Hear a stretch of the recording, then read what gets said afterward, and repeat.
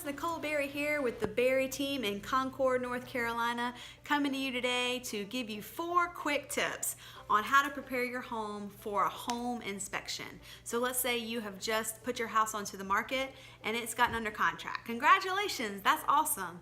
The next step that any buyer's agent, that your buyers are going to do, is schedule a home inspection. A home inspection is done by a licensed home inspector, and their job is to find every single little thing that could be wrong with your house and let the buyer know about all those things so that they can come in with eyes wide open.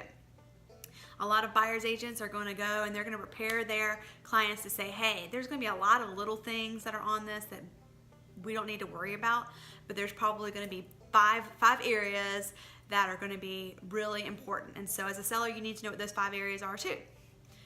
5 areas are foundation, roof, plumbing, electrical, and HVAC. Okay, those 5 things are really important, and they can oftentimes be the areas that break a deal. So if you got issues with that, you're going to want to work with them on those so that you can keep your deal alive. But 4 tips for you to prepare for your home inspection would be, number 1, fix the small things. They're going to see a list or maybe a whole entire booklet, a 50-page report of all the things that are wrong with the house that they're about to buy. If you know that there are some light bulbs that are out, if you know that there are some knobs that need to be fixed or screwed back in, tightened, there's a rail that needs to be tightened with just a few clicks of a screwdriver, go ahead and do that if you can. I know that you've gone through a huge ordeal trying to get your house ready for sale, get it ready for showings and all that, but this is almost the finish line. And in order to be able to keep that peace of mind and keep those buyers confident that your home is the home for them, sometimes it takes a little extra effort just to make sure that what might be a 50-page report could maybe become a 30-page report with just a few extra pieces of effort. So fix what you can. The small things, don't kill yourself trying to do everything, because they're still going to find stuff. But fix what you can, the small stuff, so that they don't have to report on it. Okay, number 2, and this kind of goes along with number 1, but number 2, change your air filters. When a home inspector comes in, they're going to check the HVAC system. They're going to go up into the attic, if it's up there, wherever it is, they're going to check it.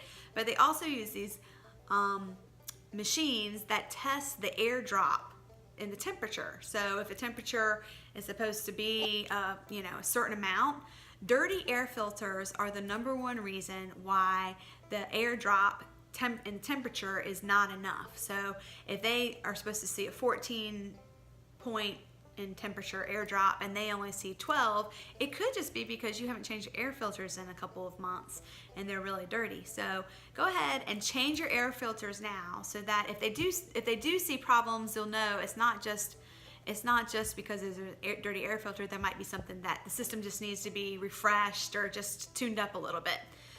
So that's number 2, change your air filters. Number 3, in your garage or wherever your electrical box is for all the circuits in your house, make sure that there's a clear path to it. Most inspectors do not feel comfortable moving items and personal property out of the way in order to be able to access something. And so, because they're afraid of liability, obviously, they don't want to pick up a box of your grandmother's china that's been passed down for generations, put it over here, and then someone run into it with their bicycle and crack it all. So they don't want to deal with that. So the best thing you can do is go ahead and make that path. I have had probably the last 4 or 5 buyers that I've had, 70% of them, the inspectors called me and said, I can't get access to the electrical box. Now he's going to do one of 2 things. He's either going to call me and then I'm going to have to get the sellers to give me permission to move stuff, or their agent's going to have to come over here and move it, or the sellers themselves are going to have to come move it, or they're going to have to give permission to this guy to move it. And that sometimes can't happen if they're at work during the inspection, they can't be reached, whatever it is. That doesn't always happen. Or the guy's going to not check it and he's going to say, I have to come back for this, and then he's going to charge $100 to a $200 come back out fee, and that's usually going to go toward the sellers. That's not going to go to the buyers. So do yourself a favor, save yourself some money, save everybody a headache, and make a clear path to that electrical box or to anything that needs to be accessed in the garage or in areas where you would normally be packing. Look, I know you're moving. You've got boxes everywhere. Just make sure that he can check out different parts of the house so he doesn't have to come back.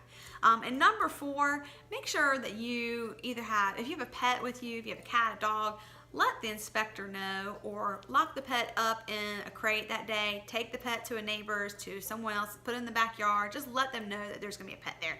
Because what you don't want is for that inspector to be distracted by a pet and not be able to do his or her job correctly.